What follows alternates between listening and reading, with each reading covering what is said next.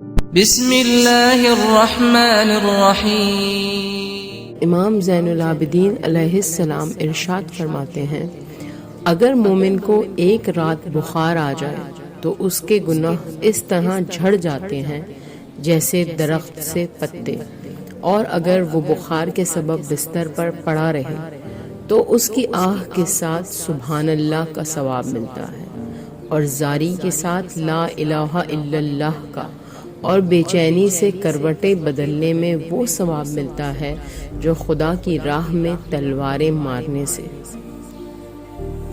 مولا امام علی رضا علیہ السلام ارشاد فرماتے ہیں کہ مومن کی بیماری گناہوں سے پاک کرنے والی اور اس کے لیے خدا کی رحمت ہوتی ہے، اور کافر کی بیماری اس کے لیے عذاب و لعنت۔